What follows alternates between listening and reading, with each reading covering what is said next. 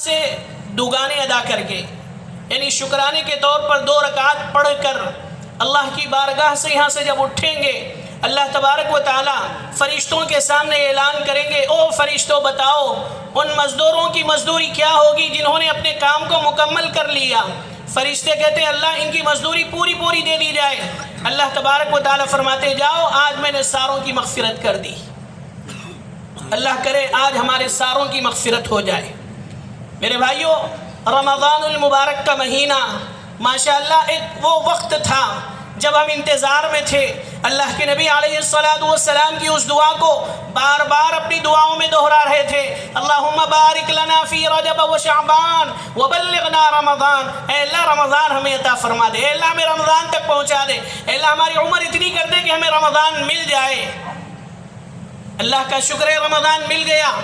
وہ بندے رمضان المبارک نے ہمیں ایسا پیغام دے کر گیا ہے، اور رمضان المبارک نے ہمیں ایسا معاشرہ تشکیل دے کر گیا ہے، اور اس نے رمضان میں یہ کہا کہ دیکھو یہ وہ مسلم معاشرہ ہے کہ جب اللہ کا حکم آ گیا روزہ رکھو، ان کے لیے روزہ رکھنا آسان ہو گیا۔ رمضان کہتا ہے یہ وہ مسلم معاشرہ ہے جنہوں نے بھوک پیاس کو برداشت کیا، اللہ کے ایک حکم کی خاطر، نبی کے حکم کی خاطر انہوں نے حلال کو چھوڑنا ان کے لیے آسان ہو گیا، حلال کھانا پینا ان کے لیے آسان ہو گیا۔ اور یہ وہ مسلم معاشرہ ہے جنہوں نے رمضان المبارک کے اندر قرآن سے اپنے آپ کو جوڑ لیا، قرآن سے اپنے تعلق کو مضبوط کر لیا، قرآن کا پڑھنا ان کے لیے آسان ہو گیا۔ یہ وہ مسلم معاشرہ ہے جس کے افراد نے 1 قرآن کسی نے پڑھا، 2 قرآن کسی نے پڑھے، 3 قرآن کسی نے پڑھے، 5-10 قرآن کسی نے پڑھ لیے۔ بڑے مبارکباد ہے وہ لوگ جنہوں نے رمضان کی ایسی قدردانی کی۔ رمضان کہتا ہے یہ وہ مسلم معاشرہ ہے جنہوں نے اللہ کے حکم پر اپنے اندر ایثار کا جذبہ پیدا کیا، غریبوں کے تئیں غمخواری ان کے اندر پیدا ہوئی، اور اللہ تبارک و تعالیٰ کے ایک حکم پر اپنی کمائی کا اکثر حصہ نکال کر غریبوں کی مدد کرنا ان کے لیے آسان ہو گیا۔ یہ وہ مسلم معاشرہ ہے، یہ وہ مسلم معاشرہ ہے جن کے سامنے دین کی بات رکھی جاتی، دین کے تقاضوں کو رکھا جاتا، مساجد و مدارس کی ضروریات کو ان کے سامنے رکھا جاتا۔ انہوں نے اپنے خزانوں کے دہانے کھول دیے، مساجد پر بھی خرچ کیا، مدارس پر بھی خرچ کیا، غریبوں پر بھی خرچ کیا، یتیموں پر بھی خرچ کیا، مسکینوں پر بھی خرچ کیا۔ ہاں یہ وہ مسلم معاشرہ ہے جس نے رمضان المبارک نے جن کو مسجدوں سے جوڑ دیا۔ ہائے میرے بھائیوں، ہم نے مسجدوں کو آباد کر دیا تھا سجدوں سے۔ کوئی نماز ایسی نہیں تھی جس میں رمضان المبارک میں مسلمان نظر نہ آتے ہو۔ ماشاءاللہ مسجدیں بھری ہوئی تھی نمازوں کے اندر۔ رمضان نے ایسے مسلمانوں کو تیار کیا، ایسے معاشرے کو تیار کیا، دن بھر کے تھکے ماندے، روزے سے حلق سوکھ رہا ہے، پانی کی پیاس لگ رہی ہے، لیکن اللہ کے ایک حکم پر ایک گھونٹ بھی اپنے حلق سے نیچے اتارنا ادنا سے ادنا آدمی نے بھی برداشت نہیں کیا۔ رمضان نے ایسے مسلم معاشرے کو تیار کیا ہے، دن بھر کا تھکا ماندہ، افطار کے وقت بدن ٹوٹ چکا ہے، اللہ سے فریاد کر رہا ہے، اے اللہ آپ کے حبیب نے فرمایا افطار کے موقع پر جو اللہ سے مانگو گے دعا اللہ قبول فرما لیں گے۔ اے اللہ ہم نے آج افطار کیا، ہمارے روزے کو قبول کر لے۔ اس کے بعد تھکا ماندہ ہے، افطار تو ہو چکا لیکن طبیعت تھکی ہوئی ہے، کھانا کھا کر سونے کو دل تقاضا کرتا ہے، لیکن میرے بھائیوں معاشرے کو رمضان نے ایسا تیار کیا کہ اب کھانے کے بعد پھر فکر ہوئی عشاء کی نماز بھی ہمیں پڑھنی ہے، گھنٹوں تراویح میں پڑھنا ہے، تراویح میں کھڑے ہو کر قرآن کریم کی تلاوت کو بھی ہمیں سننا ہے، اور پورا رمضان مکمل تراویح ہمیں پڑھنی ہے۔ ایسے مسلم معاشرے کو رمضان نے تیار کیا، اور جاتے جاتے رمضان نے چپکے سے ہمیں ایک پیغام بھی دیا کہ مسلمانوں تمہیں میں نے مسجدوں سے تو جوڑ دیا، اب تمہاری یہ ذمہ داری ہے 11 مہینے تم اسی طرح مسجدوں سے جڑے رہو۔ افسوس ہے میرے بھائیوں مسلمانوں، ہم ایک چاند دیکھ کر مسجدوں کو آباد کر دیتے ہیں، دوسرا چاند دیکھ کر مسجدوں کو ویران کر دیتے ہیں۔ میرے بھائیوں رمضان نے چپکے سے یہ پیغام دیا، دیکھو میں نے تمہیں قرآن سے جوڑ دیا، مسلمانوں اب ہماری یہ ذمہ داری ہے رمضان کے بعد بھی 11 مہینے ہم اسی طرح قرآن سے جڑے رہے۔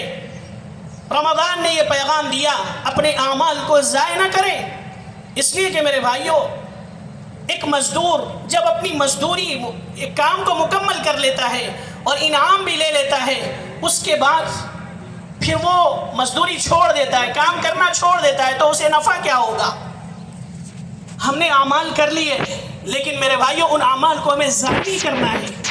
رمضان کی قبولیت اگر ہم چاہتے ہیں، ہمیں پتہ چلے کہ میرا رمضان، میری عبادتیں اور میری ریاضتیں، میرے تہجد، میرے نوافل، میری تلاوت قبول ہوئی نہیں ہوئی، تو اس کی قبولیت کی علامت یہ ہے کہ رمضان کے بعد بھی میری اور آپ کی زندگی اسی طرح چلتی رہے، تو سمجھے ہمارا رمضان قبول ہو گیا۔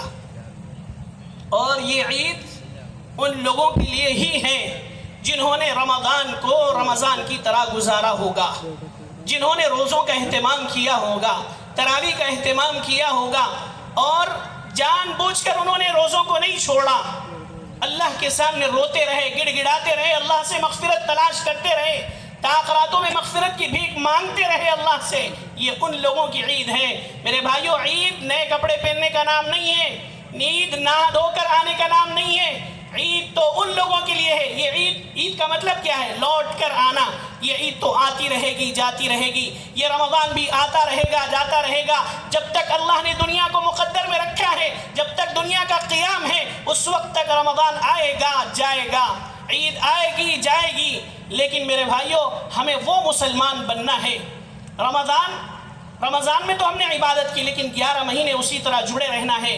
اگر ہم نے چھوڑ دیا تو پھر میرے بھائیوں، میں آپ کو بتاؤں، اللہ کے نبی علیہ السلام کا وصال ہوا، دنیا سے پردہ فرمائے گئے۔ اللہ کے نبی علیہ السلام کا جسم اطہر رکھا ہوا ہے، حضرت ابوبکر صدیق موجود نہیں ہے وہاں پر مدینہ المنورہ کے اندر۔ حضرت عمر نے نیام سے تلوار نکالی اور لوگوں سے کہا، اگر کسی نے کہا محمد صلی اللہ علیہ وسلم کا وصال ہو گیا، میں اس کی گردن اڑا دوں گا۔ حضرات صحابہ مغموم بیٹھے ہوئے ہیں، ایک ہر طرف ٹکڑیوں میں بٹے ہوئے، سب غمگین حالت میں اپنے سروں کو جھکائے ہوئے، آنسوؤں کو بہاتے ہوئے بیٹھے ہوئے ہیں۔ حضرت ابوبکر صدیق رضی اللہ عنہ کو اطلاع ہوئی، فوراً آئے اور دیکھا حضرات صحابہ کی یہ حالت، حضرت عمر کی یہ حالت۔ حضرت ابوبکر صدیق رضی اللہ عنہ حجرہ مبارکہ میں داخل ہوئے، اللہ کے نبی علیہ السلام کی پیشانی مبارک کو بوسہ دیا، اور اس کے بعد اللہ کے نبی علیہ السلام کا دیدار کر کے باہر آئے، کہا عمر بیٹھ جاؤ۔ حضرات صحابہ کو قریب کیا اور کہا، من کان یعبد محمدا قد مات، جنہوں نے محمد رسول اللہ کی عبادت کی ہے تو سن لو، محمد رسول اللہ صلی اللہ علیہ وسلم تو وفات پا گئے۔ من کان یعبد اللہ فإنہ حی لا یموت، جنہوں نے اللہ کی عبادت کی ہوگی تو سن لو، اللہ تو ہمیشہ سے اور ہمیشہ رہے گا۔ آج میں نرمل کے مسلمانوں سے یہ کہوں گا، مسلمانوں، اگر تم نے رمضان کی عبادت کی ہوگی، رمضان تو چلا گیا۔ اگر تم نے اللہ کی عبادت کی ہوگی، اللہ تو ہمیشہ سے ہے، ہمیشہ رہے گا۔ تم نے عبادت کی رمضان کی نہیں، اللہ کی تم نے عبادت کی، اللہ کی بندگی کی، رمضان کی بندگی نہیں کی۔ اگر رمضان کی بندگی آپ نے کی ہوگی، رمضان تو چلا گیا۔ میرے بھائیو، اللہ کی عبادت کی ہوگی تو اللہ ہمیشہ سے ہمیشہ رہے گا۔ اگر ہم نے رمضان کی ہی عبادت کی، کل قیامت کا دن ہوگا، حشر کا میدان ہوگا، تمام دنیا کے اولین و آخرین کا اجتماع ہوگا، ہر شخص عجیب کیفیت میں مبتلا ہوگا، ہر انسان کی پیشانی ارقالود ہوگی، نفسی نفسی کا عالم ہوگا، اللہ کے سامنے پیشی ہوگی، اللہ کی عدالت لگی ہوئی ہوگی، اللہ کے نبی علیہ السلام تشریف فرما ہوں گے۔ اس وقت کہا جائے گا، او مسلمانوں، تم نے جو عبادت کی تھی رمضان کی تھی، جس کی عبادت کی، جاؤ اسی سے اپنا بدلہ لے لو۔ کیا ہوگا اس وقت؟ اللہ کی عبادت کی ہوتی تو آج ہم تمہیں اجر دیتے۔ اللہ کی طرف سے یہ ارشاد ہوگا، اگر تم ہماری عبادت کرتے تو تمہیں اجر دیا جاتا، تم نے تو رمضان کی عبادت کی، جاؤ رمضان سے اپنا اجر لے لو۔ اللہ ہم سب کی حفاظت فرمائے۔ میرے بھائیوں، یہ موقع عید کا موقع ہے، آج ہم یہ تحیہ کر کے یہاں سے اٹھیں کہ رمضان المبارک کے بقیہ ایام، رمضان المبارک کے بعد کے بقیہ 11 مہینے ہم اسی طرح اللہ کی فرما برداری میں گزاریں گے۔ اگر ہم نے اعمال کو ضائع کر دیا تو پھر میرے بھائیوں، وہ واقعہ ہم نے گزشتہ بھی شاید آپ کے سامنے سنایا ہوگا، ایک قافلہ راستے سے گزر رہا تھا، راستے میں انہیں سرنگ نظر آئی، سرنگ سے انہیں گزرنا تھا، اور سرنگ اندھیری ہوتی ہے، اندھیری اس کے اندر ہوتی ہے، کوئی چیز نظر نہیں آتی۔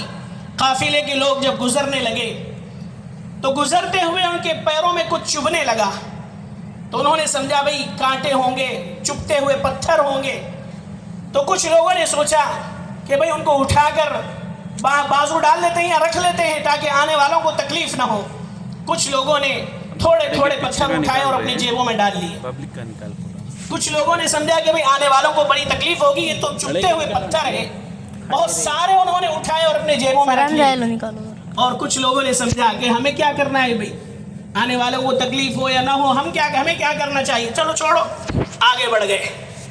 جب سرنگ سے باہر نکل گئے، روشنی میں آ گئے، تو انہوں نے سوچا، جنہوں نے پتھر اٹھائے تھے، وہ چبھتے ہوئے پتھر اٹھائے تھے، انہوں نے سوچا کہ بھئی نکال کر انہیں پھینک دیا جائے۔ دیکھیں جب انہوں نے نکالا تو دیکھا وہ تو ہیرے جواہرات تھے، وہ تو ہیرے اور جواہرات تھے، چمکتے ہوئے ہیرے تھے۔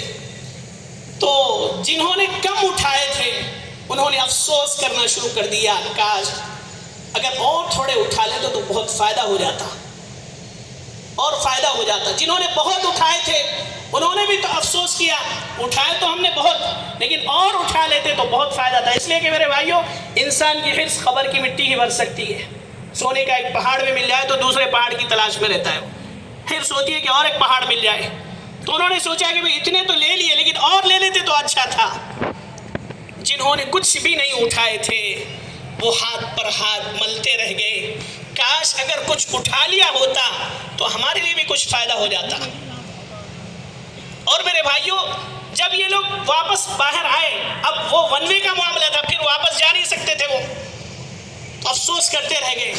تو یہ واقعہ برائے واقعہ نہیں ہے، اس میں ایک سبق ہے میرے بھائیوں۔ یہ وہ سرنگ ہے جو دنیاوی زندگی ہے، سرنگ کی جو اندھیری ہے دنیا کی تاریکی ہے، اور یہ چبھتے ہوئے جو ہیرے جواہرات تھے وہ ہمارے اعمال ہیں، جنہوں نے بہت عمل کر لیے۔